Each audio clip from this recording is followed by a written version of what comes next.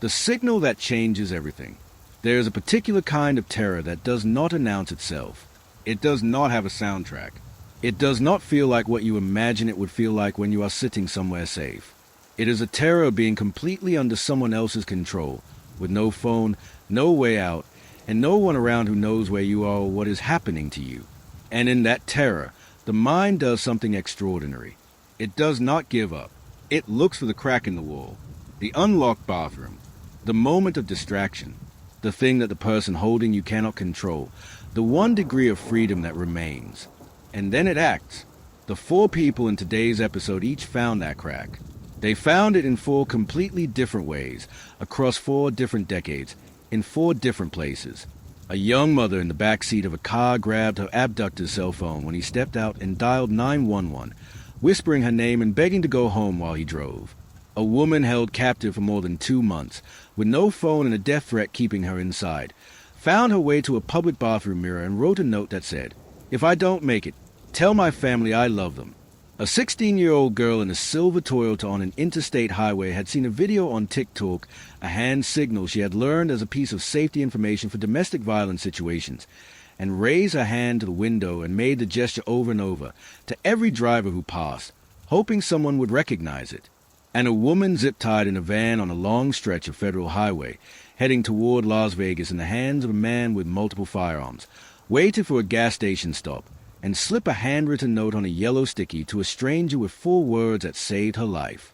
Each of these 4 people made a decision under conditions that most of us cannot fully imagine. Each of them calculated, in real time, exactly how much risk they could bear, what window of opportunity was available, and what action would give them the best chance of being found. In each case, someone on the other side, a stranger, a Walmart employee, a passing driver, a gas station customer. So the signal understood what it meant and acted. In 3 of the 4 cases, the person was rescued. In the 4th, the signal came too late, but it became the evidence that put the killer on death row. And as of this recording, his execution is scheduled in 8 days. This episode is about how people survive the unsurvivable. It is about what the human mind does when every obvious option has been taken away. It is about strangers who saw something and did not look away.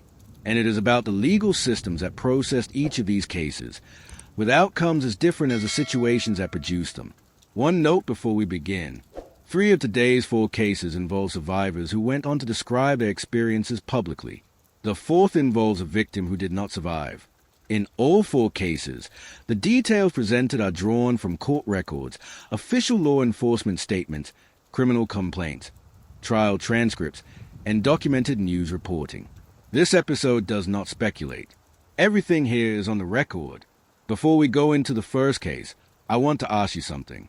Each of the 4 people in today's episode had to make a decision in a fraction of a second about what to do with the one small opportunity they had. No second chances. No time to plan. They knew that if their captor realized what they were doing, the consequences would be severe. As you hear each case, I want you to think, what would you have done? And more importantly, would you have recognized a signal if you had been the person on the other side? Tell me in the comments. Please let me go. The 911 call that changed the state. Northport, Florida. January 17th, 2008. A Wednesday afternoon.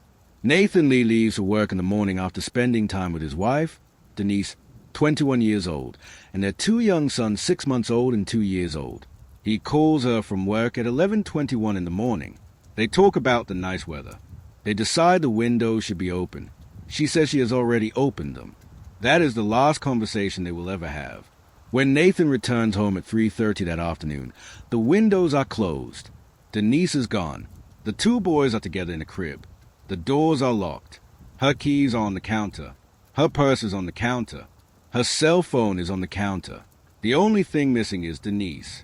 What Nathan did not know, what no one knew for hours, was that a man named Michael King, an unemployed plumber going through foreclosure who owned a dark green Chevrolet Camaro, had been driving through Northport that morning with no particular destination and no particular plan. He had stopped at a gun range earlier that day and fired his 9mm handgun. Then he drove into a residential neighborhood and, in what prosecutors would later describe as a crime of opportunity, he had no connection to Denise Lee, had never met her, did not know her name. He chose her house. He entered while Nathan was at work. He took Denise at some point between 1 and 2 in the afternoon. He put her in the back seat of his Camaro, restrained her, and drove away from the house where her 2 infant sons were alone in their crib. The investigation began the moment Nathan called in the missing persons report. Detective Chris Morales of the Northport Police Department was notified and responded to the Latu Avenue home, where he found no signs of forced entry, no signs of a struggle, and the 2 unharmed children. A neighbor came forward to say she had seen an unfamiliar dark green car at the Lee's home earlier that day. The description, a Camaro, dark green, went out. What followed was a series of 5 911 calls over the next several hours that should have put Michael King's car in front of law enforcement well before nightfall. They did not, and the reasons they did not would change Florida law. The 5 calls. The first call was Nathan's at 3:30, reporting Denise missing. The second was the most important one, made at 6:14 in the evening, from the back seat of Michael King's Camaro, from King's own cell phone, by Denise Lee herself. She had access to the phone while King was briefly away from the vehicle. Stopped at a relative's house to borrow a shovel, a flashlight, and a gas can. She dialed 911. The call was routed to Sarasota County Dispatch.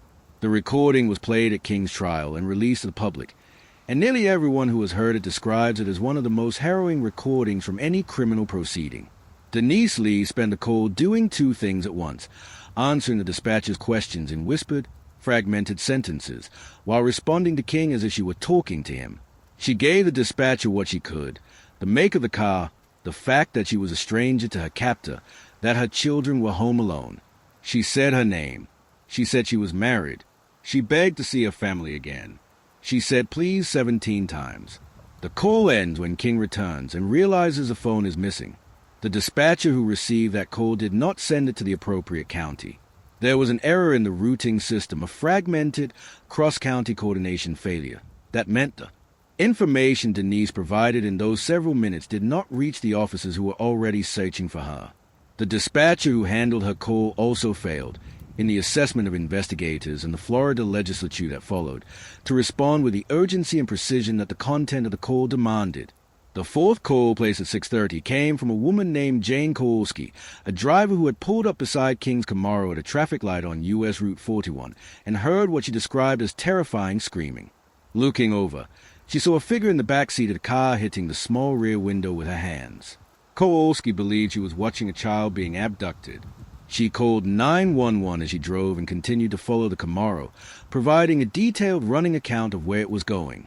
Her call was routed to Charlotte County Dispatch, a different county than where the search for Denise was centered, and was not forwarded to the searching officers. The Charlotte County dispatcher did not treat it with the appropriate urgency. She did not forward Kowalski's precise location information to the agencies that needed it.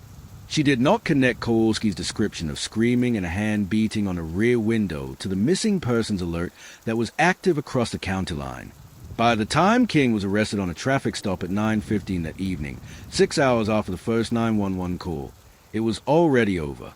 Denise Lee's body was found 2 days later, on January 19th, buried in a shallow grave near King's property.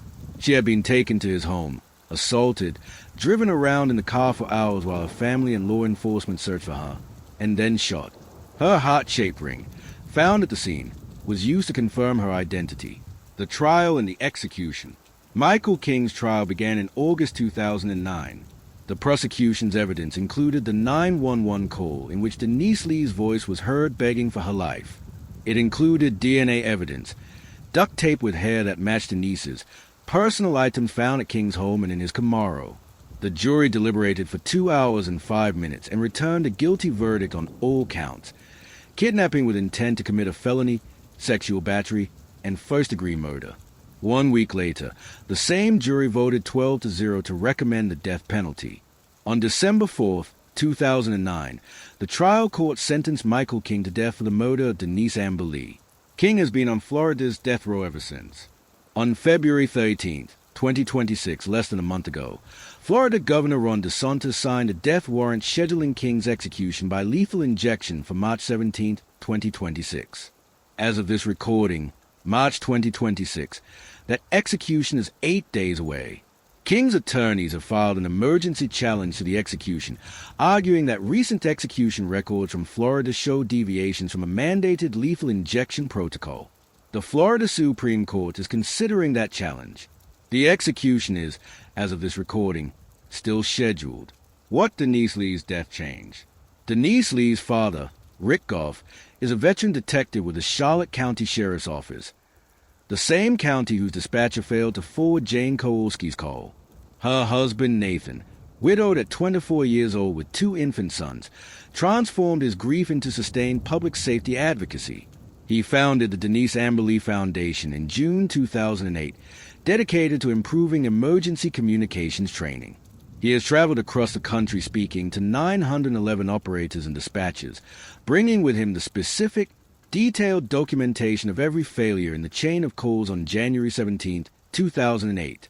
In April 2008, the Florida legislature unanimously passed the Denise Amber Lee Act, which began the process of reforming dispatcher training in the state.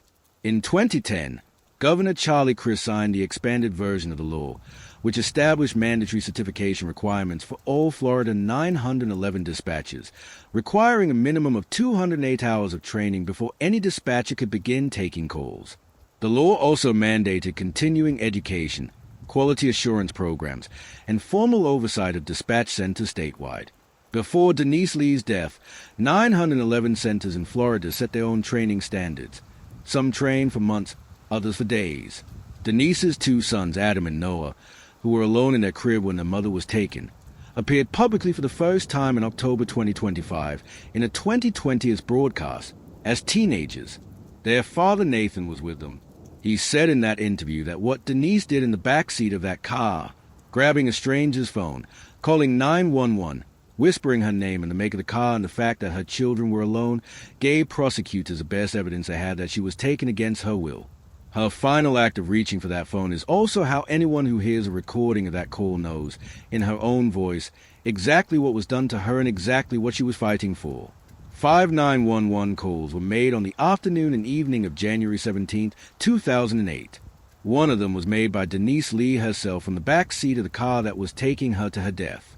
The information in those calls, the green Camaro, the location, the screaming woman in the rear window, should have been enough to intercept Michael King hours before he killed her. It was not because of failures in the dispatch system that no one had designed specifically to handle that kind of cross-county, multi-call emergency. Those failures are why Florida's 911 training requirements now exist. His execution is scheduled for March 17th. Tell me what you think about that in the comments. A 21-year-old mother grabbed her kidnapper's phone while he was borrowing a shovel. She called 911. She said her name. She said she was married to a beautiful husband and wanted to see her kids again. She said it 17 times. Please. The dispatcher did not forward the call. The second witness, Jane Kowalski, followed the Camaro for miles and gave real-time location updates to a dispatcher in the wrong county who did not forward that call either. Michael King was arrested 6 hours after the first call. Denise was found 2 days later. Her death changed the training standards for every 911 dispatcher in Florida. King's execution is 8 days away. If I don't make it. The notes on the mirrors. Scott Township, Pennsylvania. May 1st, 2021. A woman loses her phone. She does not lose it the way you misplace something in a hurry. It is taken from her. The man who takes it is her ex-boyfriend, Corey Brewer, 38 years old, who has just made clear that she is not going to leave his home. He had threatened to kill her and her children if she left. He had a knife. She had previously sought a protection order against him. It had expired in September 2020, 8 months earlier. She knows the police have been to this address before. She knows she was not found. She knows the only thing standing between her and whoever might be looking for her are the brief moments when Corey Brewer is not watching her, the locked door, and whatever small pieces of paper she can get her hands on. She starts writing. The woman whose name is protected in all reporting on this case was held captive in Brewer's home for more than 2 months. During that time, he confiscated her phone and monitored her movements closely enough that she had no realistic path to escape. He threatened her with a knife. He punched and strangled her repeatedly. He cut her foot deliberately. He told her that if she left, he would kill her and her children. He controlled every element of her access to the outside world. But he could not be with her every second of the day, and he could not always control when she used a public bathroom.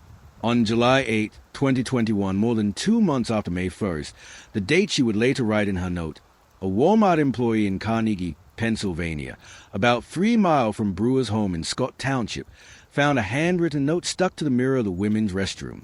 The note gave the woman's name. It said she was being held captive and sexually and physically assaulted by a man named Corey Brewer, who was armed with a knife. It gave the address where she was being held. It described the car. It asked the reader to call 911. Immediately, the long gap, Scott Township police responded to the address from the note. They knocked. No one answered. But officers heard furniture being moved inside. They called a number on file for Brewer from a prior incident. He answered, put it on speaker, and refused to let her speak to them privately. She told them she was with her boyfriend, on vacation in New York. Her voice said something else. Without a warrant, the police could not enter. They left. 2 days later, on July 10th, another note appeared. This one was found on the mirror of the women's restroom at Falling Water, the Frank Lloyd Wright Museum in Mill Run, Pennsylvania, about 6 to 5 miles southeast of Pittsburgh. Brewer had taken her there. She had found a moment alone in the bathroom and used it. The second note told the police she had been held since May 1st. It told them the address on Spreading Oak Drive was real, and they were not on vacation. It said she heard the police knocking at the residence, that the abuse had not stopped after they knocked, and it said, please don't give up. Please don't give up. She knew the police had come. She knew Brewer's story had worked on them once. She did not know whether they would come back.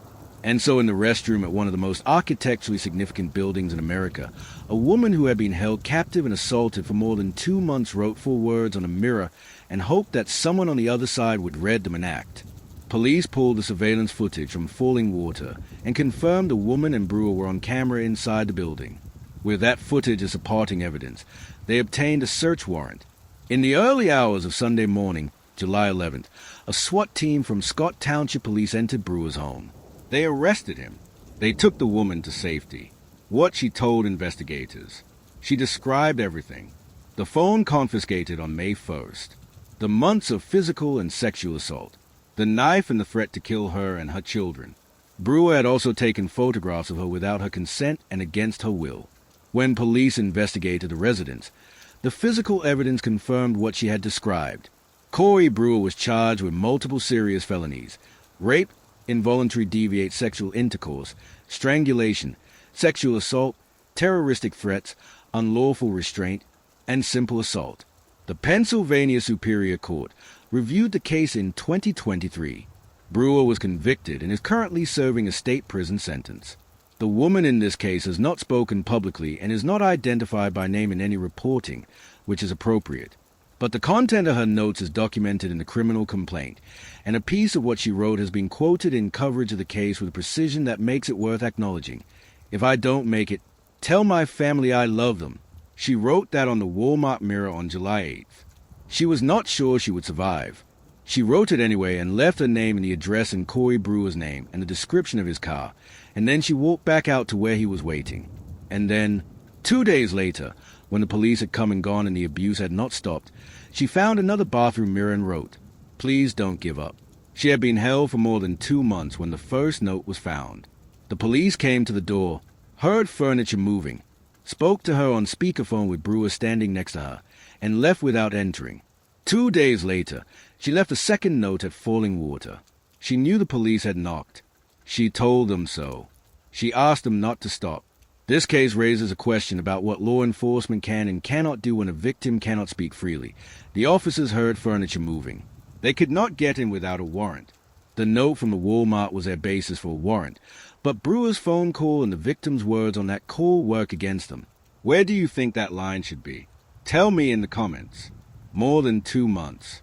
6 to 5 days from May 1st to July 8th. That is how long she was held before the first note was found. She left that note knowing Brewer might discover it. She left the second note knowing the police had already come and gone, and she was still there. She left her name, his name, the address, the car, and the words "please don't give up" on mirrors in public bathrooms, because those were the only surfaces available to her and those bathrooms were the only moments of separation she had. Corey Brewer was arrested by SWAT officers in the early morning hours of July 11th, 2021. She walked out of that house and gave investigators a full account of what he had done. He is in prison. She is free. The hand at the window, a signal from the highway. Interstate 75, Laurel County, Kentucky, November 4th, 2021. Southbound. A silver Toyota passenger car is moving through a construction zone north of London, Kentucky, on a Thursday afternoon, heading toward exit 41. In the passenger seat is a 16-year-old girl from Asheville, North Carolina, who has been reported missing by her parents since Tuesday morning. She has been in this car for 3 days, driven through North Carolina, Tennessee, Kentucky, and into Ohio, and now back. She is looking at the cars behind her. She raises her hand to the window, palm out. She tucks her thumb into her palm. She folds her 4 fingers down over it, slowly and deliberately. She holds it there. She looks at the driver in the car behind her.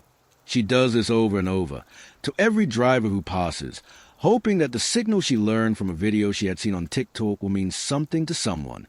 It does. The hand signal the girl was using had originated with the Canadian Women's Foundation, which developed it during the height of the pandemic as a one-handed, silent gesture that a person could use during a video call to indicate they were experiencing domestic violence and needed help without their abuser knowing they were signaling. The signal had spread virally across TikTok and other platforms in 2020 and 2021 as a piece of safety information, something to know, something to share, something that might matter if you were ever in a situation where speaking wasn't an option. Palm up, thumb to palm, fingers folded over. Trap the thumb. The girl in the Toyota had gotten into James Herbert Brick's car in Asheville. She was 16 years old. Brick was 61 years old, from the Cherokee community in North Carolina. The girl's family knew Brick because they lived near each other. She had gone with him initially, and at some point, the exact circumstances are part of what the criminal investigation examined. She became afraid and wanted to leave. Brick drove her through multiple states, arriving eventually at his relative's home in Ohio. When those relatives realized that the girl in the car was both underage and reported missing, they confronted him. He left Ohio and turned the car south on I-75. And at some point in that southbound drive, the girl in the passenger seat began raising her hand to the window. 7 miles. The driver who recognized the signal was traveling behind the silver Toyota on I-75 when he saw the girl's hand moving in a way he recognized. He called 911, and then, rather than hanging up and continuing past, he stayed behind the Toyota and kept the dispatcher informed of exactly where the car was heading, mile by mile, for approximately 7 miles through the construction zone. He gave the dispatcher descriptions of the occupants, updates on their speed and direction, and maintained his position behind the vehicle as law enforcement moved into place. Laurel County Sheriff's deputies, working with the dispatcher, positioned vehicles ahead of the Toyota and stopped it at exit 41 to Kentucky Route 80 at approximately 12:30 in the afternoon. When investigators reached the passenger window, the girl identified herself as the missing juvenile from Asheville. James Herbert Brick was taken into custody. A check confirmed she was on the active missing persons file. During the search of Brick's possession at the time of arrest, investigators found a phone that contained what investigators described as material depicting a juvenile female in a sexual manner. Deputy Gilbert Acciardo of the Laurel County Sheriff's Office told reporters afterward, "We don't know how long coming down the interstate from Ohio she had been doing this to other motorists, hoping that they would notice that she was in distress, but finally someone did recognize. That statement carries a weight that is worth pausing on. She had been making the signal for an unknown period of time, passing car after car on a federal interstate in multiple states, before the driver who recognized it appeared behind her. She had no other options. She had no phone. She could not shout for help without alerting Brick. She had a hand in a window and something she had seen on a social media platform, and she used it repeatedly until someone finally knew what it meant. The outcome: James Herbert Brick was initially charged with first-degree unlawful imprisonment and possession of material depicting a sexual performance by a minor. During his preliminary hearing, a kidnapping charge was added and his bond was raised to $50,000. A Laurel County grand jury indicted him on the kidnapping charge in November 2021. The case was investigated jointly by the Laurel County Sheriff's Office, London City Police, Kentucky State Police, Social Services, the Asheville Police Department, the Cherokee Police Department, and the FBI offices in both London, Kentucky, and Asheville, North Carolina.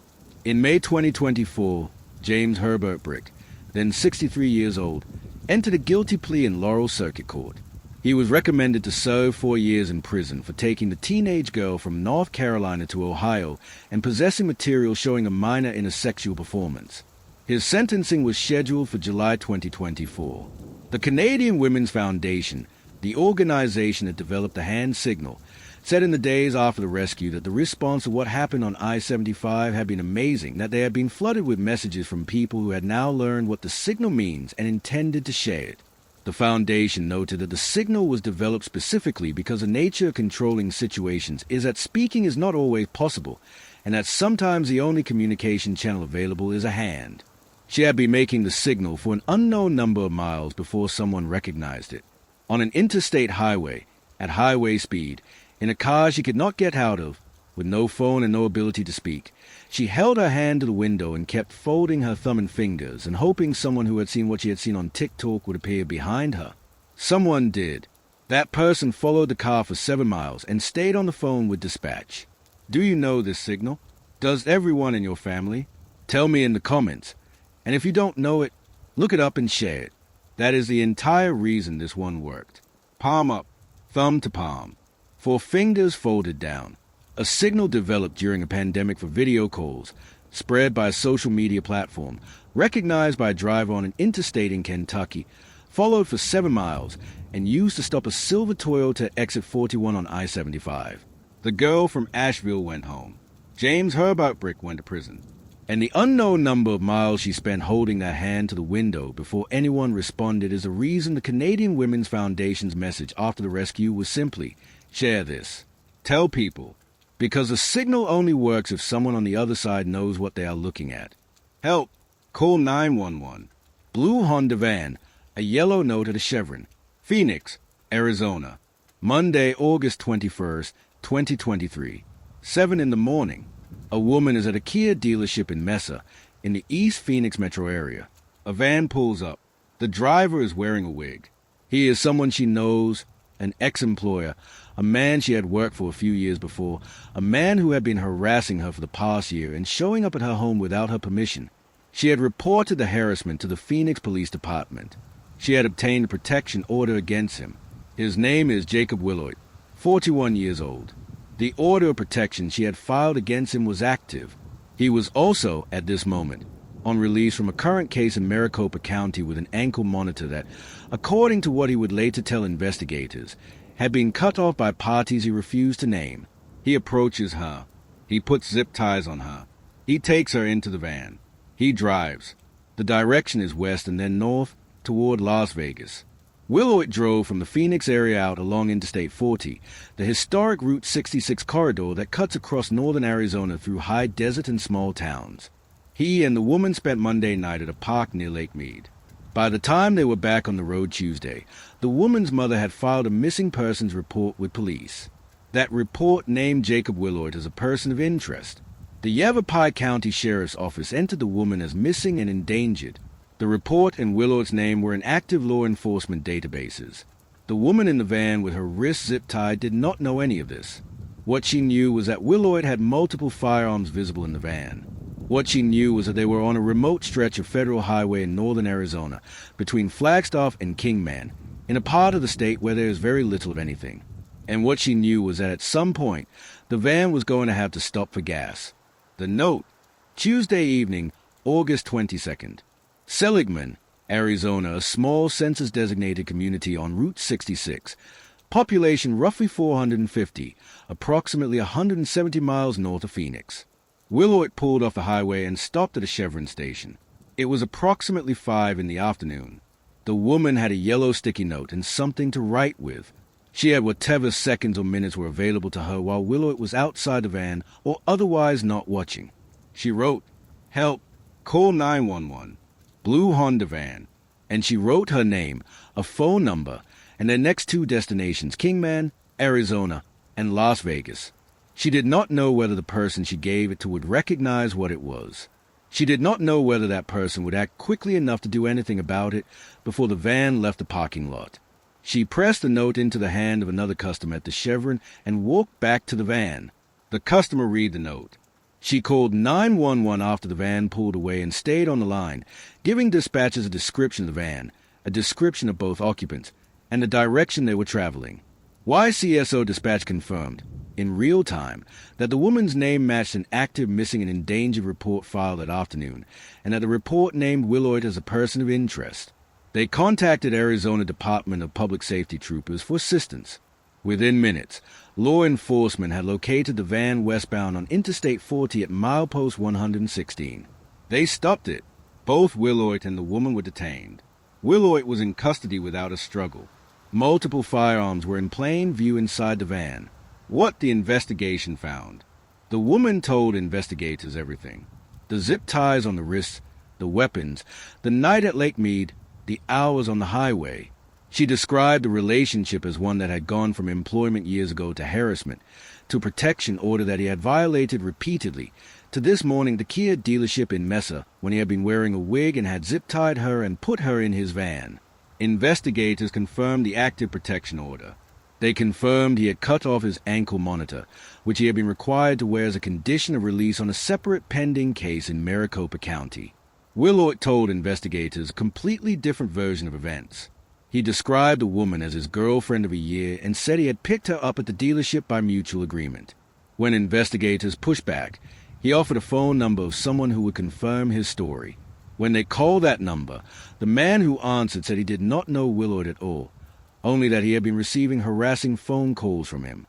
Willoyd also claimed his ankle monitor had been removed by people wanting to harm the woman, that he was protecting her. All of this said to investigators who had already spoken with her directly.